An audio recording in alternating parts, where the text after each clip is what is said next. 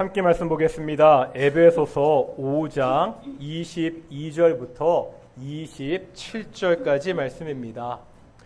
에베소서 5장 22절부터 27절까지 말씀 교독하겠습니다. 제가 먼저 5장 22절 말씀 봉독하겠습니다. 아내들이여 자기 남편에게 복종하기를 주께 하듯 하라.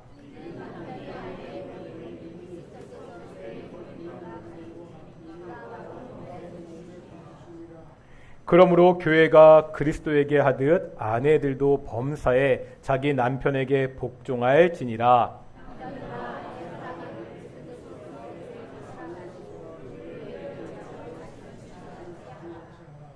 이는 곧 물로 씻어 말씀으로 깨끗하게 하사 거룩하게 하시고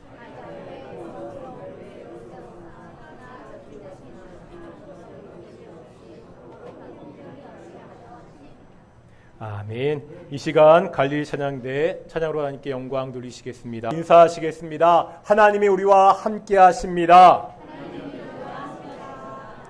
예, 오늘 우리 동익교회 예배도 하나님의 임재가 함께하는 귀한 예배가 되기를 축원합니다.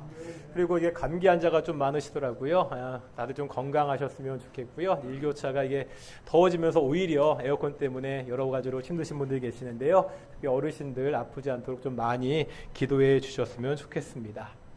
우리가 지금 계속해서 에베소의 말씀을 보고 있잖아요. 에베소서는요, 크게 두 부분으로 나눌 수 있다고 말씀드렸습니다. 기억나십니까?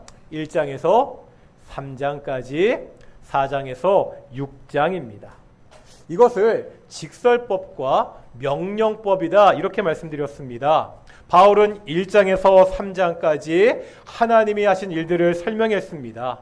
삼위 하나님이 우리를 어떻게 구원하셨는지, 하나님의 진노 아래 있던 우리가 어떻게 신분의 변화를 맞이했는지, 어떻게 유대인과 이방인이 하나가 되었는지를 설명했습니다. 이것이 직설법입니다. 이제 4장부터는 바뀐다고 이야기했죠. 4장부터 바뀌면서 시작하는 첫 번째 단어가 있다고 말씀드렸습니다. 그게 뭐죠? 그러므로. 하나님이 우리에게 이러한 일을 하셨다. 그러므로 이제 이렇게 살아야 된다. 이렇게 말씀하고 있습니다. 직설법에서 명령법으로 바뀌고 있습니다. 구원받은 사람이 어떻게 살아야 하는지입니다. 구원받은 사람은요, 성품이 변하는 것으로 끝나지 않습니다. 교회 안의 모습에 국한되지 않습니다. 사람들과의 관계 속에서도 하나님의 사람으로 살아야 됩니다. 우리가 지난주에 이것을 성령 충만한 사람의 모습으로 봤습니다. 기억나십니까? 지난주에 성령 충만한 사람에게 나타나는 세 가지 모습이 있다고 말씀드렸죠. 19절에 보면 하나님을 찬양합니다. 20절에 보면 하나님께 항상 감사하고요. 마지막 21절에 보면 피차 복종합니다. 이제 바울은요, 5장과 6장에서 성령 충만한 사람들이 피차 복종해야 되는 세 가지 관계를 말합니다. 먼저 5장 22절에서 33절까지 보면 오늘 보게 될 부부관계입니다. 다음에 6장 1절에서 4절에 보면 부모와 자녀의 관계죠. 마지막으로 6장 5절에서 9절에 보면 누구와 누구죠? 상전과 종의 관계입니다. 그런데 여기에 좀 이상한 것이 있습니다. 이 세 가지 관계를 보면 우리에게 공통적으로 요구하는 것이 있습니다. 다 아시죠? 복종해라, 순종해라입니다. 아내는 남편에게 복종해야 됩니다. 자녀는 부모에게 순종해야 됩니다. 종 역시 상전에게 순종해야 됩니다. 이게 왜 이상하죠? 한번 에베소서가 쓰여질 당시의 상황을 생각해 보겠습니다.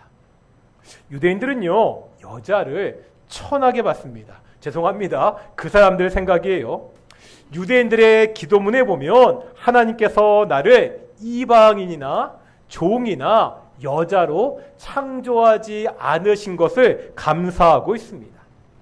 로마도 똑같았습니다. 여자는 집안의 가재 도구 취급을 받았습니다. 아무런 법적인 권리가 없었습니다. 아내의 무조건적인 복종은 당연시되던 시대였습니다. 부모와 자녀의 관계도 마찬가지였습니다. 아동 인권, 어린이 인권 이런 개념 없었습니다. 자녀들은 그냥 부모의 소유물이었습니다.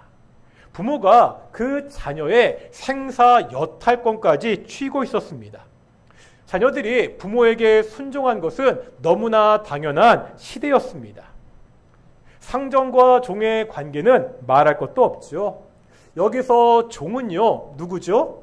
조금 심하게 이야기하면 노예입니다. 당시 노예는 가축 취급을 받았잖아요. 내가 주인에게 순종해야 되나 마나 생각할 여지도 없었습니다. 순종하지 않으면 그냥 죽음이었습니다. 남편에 대한 아내의 순종, 부모에 대한 자녀의 순종, 상전에 대한 종의 순종이 너무나 당연한 시대에 있습니다. 불순종한다는 것은 생각조차 할 수 없었던 때였습니다. 그러니까 너희가 순종하라고 권면할 필요가 있습니까? 없습니까? 없습니다. 그런데도 바울은 왜 이런 시대에 이런 상황에서 순종을 이야기하고 있죠? 이 에베소서에 있는 아내나 이 자녀들이나 이 종들이 다른 지역에 비해서 조금 특별히 드센 사람들, 말을 안 듣는 사람들이 모여있기 때문에 그렇습니까? 우리가 복종이다, 순종이라고 하면 좀 거부감이 듭니다. 왜 그렇죠? 좀 강압적인 뉘앙스가 있잖아요. 당시의 남편과 아내, 부모와 자녀, 상정과 종은 강압적인 관계가 맞습니다. 바울이 이런 시대의 순종을 강조하는 것은 성경이 말씀하시는 순종은 세상이 말하는 순종과 다르기 때문입니다. 제가 한번 말씀드린 적이 있는 것 같은데 존 스토트 목사님이 쓰신 에베소서 강해서가 있습니다. 이 책의 제목이 God's New Society, 하나님의 새로운 사회입니다. 제목이 뭐라고요? 하나님의 새로운 사회. 사탄의 종이었던 자들이 이제 복음으로 하나님의 자녀가 되었습니다. 이제 새로운 공동체, 하나님의 새로운 사회를 만들게 되었습니다. 다시 말하면 지금 바울이 말하는 순종은 세상이 말하는 순종이 아니라는 거예요. 복음에서 새로워진 이 사회에서 지켜야 되는 새로운 차원의 순종입니다. 단순히요, 사람과의 관계를 넘어서 하나님과의 관계 속에서 이루어지는 순종입니다.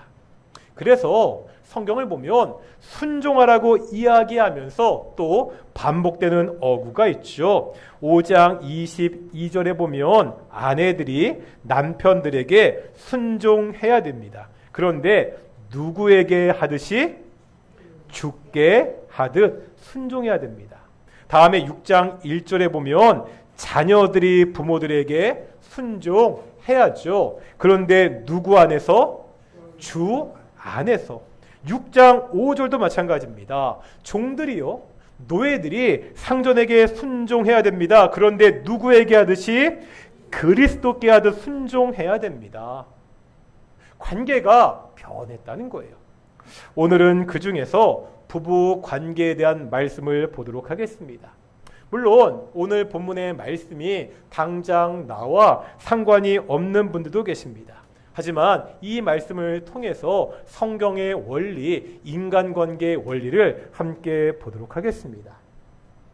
사실요, 가정에 대한 설교는 목사인 저에게도 굉장히 부담이 많습니다. 가족은요, 저랑 가장 가까운 사람이잖아요. 당장 제 아내가 뒤에서 설교를 듣고 있잖아요. 저도 쉽지 않은 부분이 있습니다. 가끔 성도님들이 저에게 이런 말씀을 하실 때가 있습니다.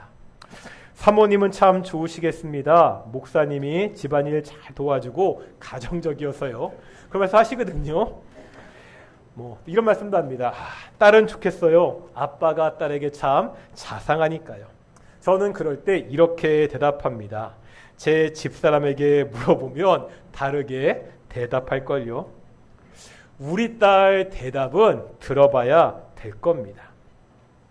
저도 이번에 가정에 대한 말씀을 보면서 하나님이 원하시는 가정이 어떠한 가정인지 한번 다시 고민하며 다짐하고 있습니다. 오늘 본문의 말씀을 아주 간단하게 정리하면 이렇죠. 아내는 남편에게 순종해라. 남편은 아내를 사랑해라. 여자가 손해처럼 보이지 않습니까?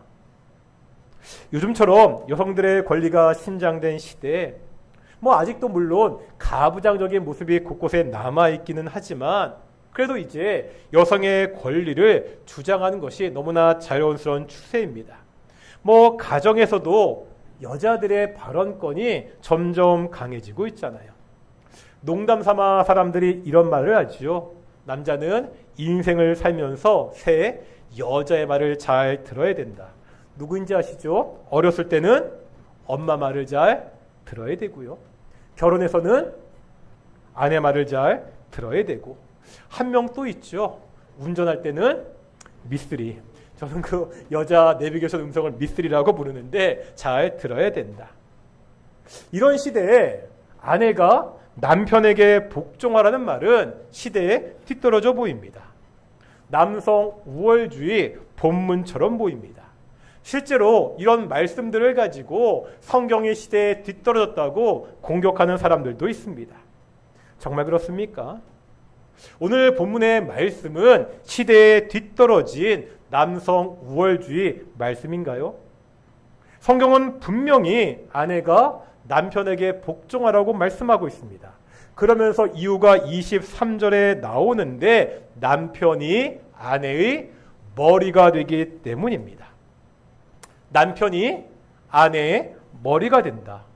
이 말씀이 당시의 가부장적인 문화를 방연한 것입니까? 우리가 성경을 읽다 보면 당시의 문화를 배경으로 해서 주어진 말씀들이 있습니다. 예를 들어서 디모데전서 2장 9절 보실까요? 디모데전서 2장 9절 우리 화면에 있는데요. 같이 한번 읽어보겠습니다. 시작.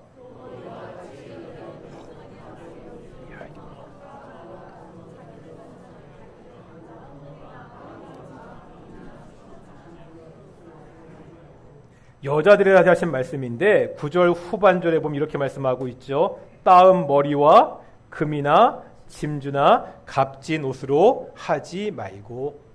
이 말이 단순히 여자들이 머리를 치장하면 안 된다, 보석을 지니면 안 된다는 절대적인 금지 명령이 아닙니다. 우리가 이 말씀을 그대로 순종하려면요, 지금 계신 성도님들 중에서 여자분들은 파마를 다 풀어야 됩니다. 어떠한 장식도 하고 다니면 안 됩니다. 머리 스타일 의상은요, 문화에 따른 의미가 있습니다. 당시의 조각이나 문학 작품들을 보면 머리를 장식한 여자들이 나옵니다. 머리를 끈과 따은 머리로 엮어서 아주 화려하게 꾸몄습니다. 아니면 탑처럼 높이 쌓아 올려서 보석으로 장식한 그러한 여자들의 모습을 볼 수가 있습니다. 문제는요, 당시에 이런 스타일을 많이 했던 그 여자들은 대부분 매춘부였습니다. 그러니까 그리스도인 여자들에게 그러한 차림이 부적절합니다. 바울은 지금 어떠한 차림은 절대 안 된다, 그러한 절대적 기준을 말하는 것이 아닙니다. 그 당시 문화와 정서를 가지고 이야기하고 있습니다. 너희가 예수님을 믿는 성도들이 아니냐, 그러니까 적어도 옳지 못한 일을 하는 그 사람들의 모습을 흉내내지 마라, 이렇게 말하고 있습니다. 그렇다면 남자가 여자의 머리가 된다는 것도 당시의 문화의 반영입니까? 그렇지 않습니다. 맥락이 다릅니다. 다 같이 디모데전서 2장 보실 텐데요. 디모데전서 2장 13절과 14절입니다.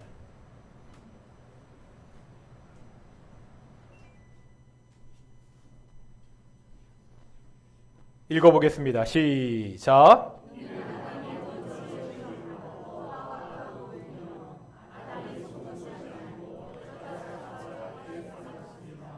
여기에 보면 그 위에 남자와 여자의 관계를 이야기하거든요. 그러면서 13절과 14절에 보면 그 근거를 언제 있었던 일? 창조 당시 있었던 일을 근거로 하고 있습니다. 여자가 남자보다 후에 창조되었습니다. 여자가 뱀에게 먼저 속아서 죄에 빠지게 되었습니다. 다시 말하면 남자가 여자의 머리가 된다는 것의 기초는 창조 사건입니다. 시대나 문화를 초월해서 작동하는 원리입니다. 현대사회가 어떠한 문화와 트렌드를 가지고 있더라도 이 사실에는 변함이 없습니다. 우리가 성경을 읽을 때 시대적인 감각을 가지고 읽어야 됩니다. 하지만 그 말이 시대의 흐름에 따라서 성경을 판단할 수 있다는 말은 아닙니다. 성경이 시대를 판단하는 기준이 돼야 됩니다. 하지만 이런 말을 들어도요, 여전히 남편이 아내의 머리가 되고 아내가 남편에게 복종하라, 이런 말은 거북하고 불편하잖아요. 왜 그렇죠? 뭔가 억압적이고 권위적으로 느껴지기 때문입니다. 남편은 위에 있고 아내는 그 밑에 있는 것처럼 보입니다. 정말 그렇습니까? 이제 고린도전서 11장 말씀인데요. 고린도전서 11장 3절 말씀 보겠습니다. 11장 3절입니다. 시작.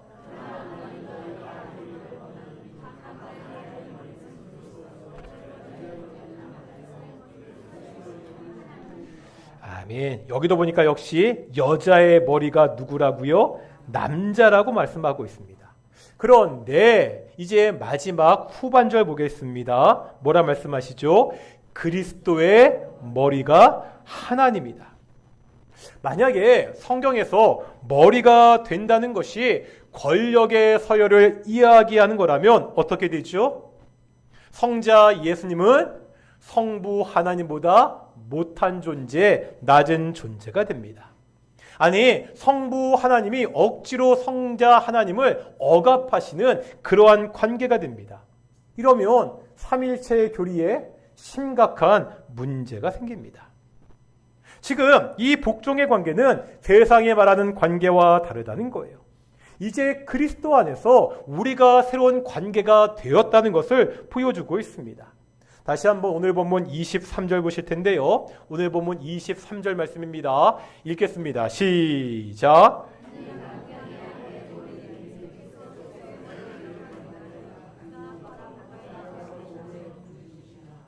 남편이 머리가 되잖아요. 그런데 그걸 어디에 비유하고 있죠? 그리스도가 교회의 머리됨에 비유하고 있습니다. 예수님이 교회의 머리에 된다는 것은 어떤 의미가 있죠? 우리가 이미 보았던 에베소서 4장 15절과 16절에 보면 교회는 몸이었잖아요. 교회의 머리는 예수님이었습니다. 몸인 교회가 자라고 성숙하는 것은 누구를 통해 가능하죠? 머리 대신 예수님을 통해 가능했습니다. 다시 말하면 그리스도가 교회의 머리가 된다는 것은 억압하는 것이 아니라 돌보고 책임을 진다는 의미를 가지고 있습니다. 남편이요, 아내의 머리가 된다는 것도 같습니다. 남편이 아내를 다스리고 억압하는 것이 아닙니다. 돌봐야 되는 책임을 가진 존재라는 것을 말씀하고 있습니다. 이렇게 할 때 아내가 죽게 하듯 남편에게 복종할 수 있습니까? 복종할 수 있습니다. 교회가 왜 머리이신 예수님께 복종하지요? 우리가 예수님이 무서우니까 어쩔 수 없이 복종합니까? 아니잖아요. 예수님이 우리를 구원하셨습니다. 지금도 돌보십니다. 이것에 대한 당연한 반응이 순종이고 복종입니다. 아내가 남편에게 복종하는 것은 아내를 돌보는 남편에 대한 자연스러운 반응입니다. 그러기에 성경은 아내가 남편들에게 복종할 것을 말씀하고 있습니다. 바로 이런 측면에서 남편의 의무를 봐야 됩니다. 봤지요? 아내에 대해서 남편은 어떻게 하라고요? 어떻게 하라고 말씀하고 있죠? 남편은 아내를 사랑하라, 이렇게 말씀하고 있습니다. 이것도 좀 여자들이 억울하지 않습니까? 아내들은 남편에게 복종해야 되는데 그냥 남편들은 아내를 사랑하면 됩니다. 사랑했으니까 결혼했잖아요.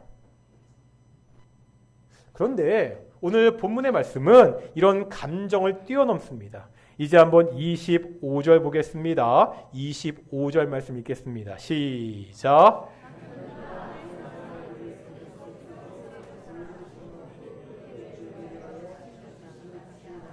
아멘. 여기 보니까 예수님께서 교회를 사랑하듯이 남편들이 아내를 사랑해야 됩니다. 이 사랑이 남편이 아내의 머리됨의 기초가 됩니다. 그러면 예수님이 교회를 사랑하셨다는 게 어떤 뜻이죠? 오늘 본문에 보면 예수님이 교회를 어떻게 사랑하셨는지 자세히 나오고 있죠. 바로 이 사랑이 남편의 본보기입니다. 우선 25절에 보면 교회를 사랑하시고 그 다음 어떻게 하셨다고요? 그 교회를 위하여 자신을 주심같이 교회를 사랑하시고 자신을 주셨습니다. 예수님이 자신을 주셨다는 것은 무엇을 의미하죠? 예수님의 십자가 사건입니다. 다시 말하면 예수님은 교회를 사랑하시고 교회를 위해서 자기 목숨을 버리셨습니다. 이렇게 예수님이 자신을 주신 이유가 뭐죠? 이제 26절에 보면 그 이유가 나오거든요. 26절 보겠습니다. 26절 읽겠습니다. 시작.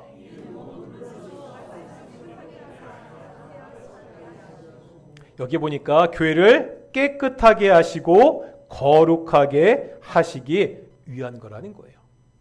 이제 교회가 성도들이 예수님을 믿을 때 죄로부터 깨끗하게 됩니다.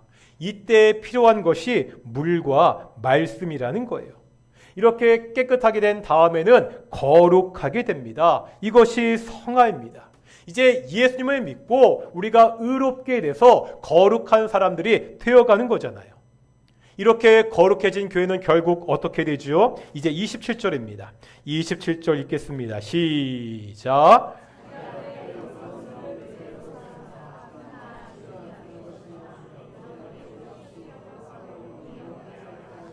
아멘. 마침내 그리스도 앞에서 영광스러운 교회로 세워진다 말씀하고 있죠.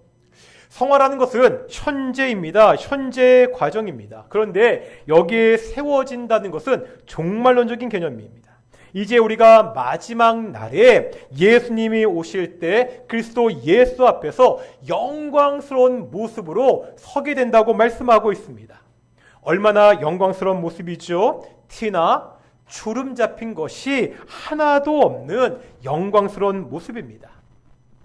이것을 보고 로이드 존스 목사님은 마지막 날 이 교회의 모습이요, 성도의 모습이 결혼식 날 신부의 모습, 결혼식 날 세상에서 가장 아름다운 그 신부의 모습과 같다고 이야기했습니다.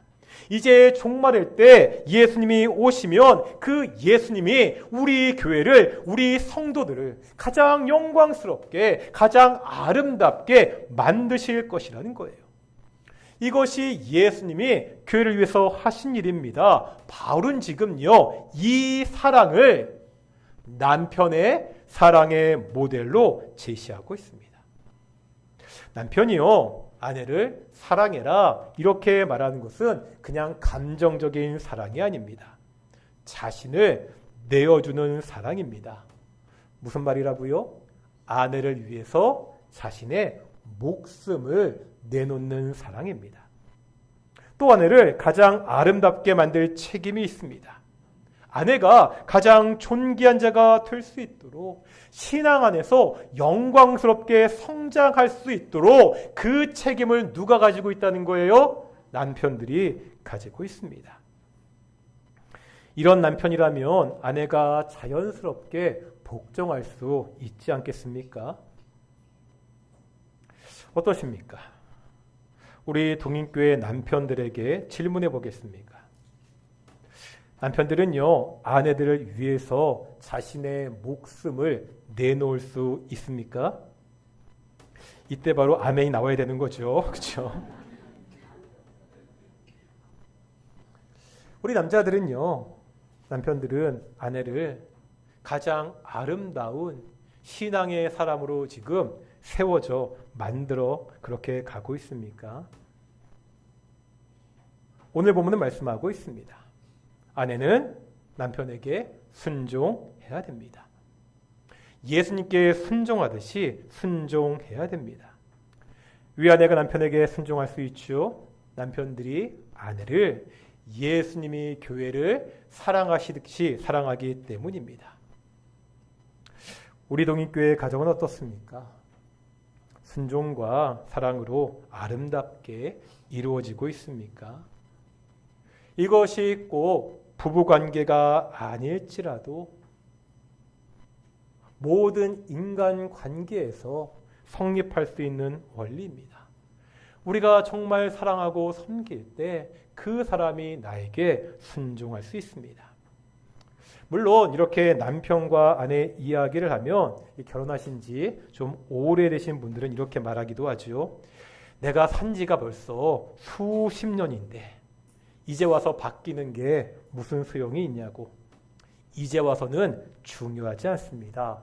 중요한 것은 이제라도입니다. 아직 결혼하지 않은 청년들은 오늘 말씀을 통해서 하나님이 원하시는 그 가정의 모습을 꿈꾸며 배우자를 위해서 기도하셨으면 좋겠습니다. 사랑하는 모든 동인의 가정들이 하나님이 보시기에 참으로 아름다운 가정이 되기를 축원합니다. 우리 함께 찬양할 텐데요. 제가 단톡방에 올렸지만 참 오래된 찬양이거든요. 이 찬양하면서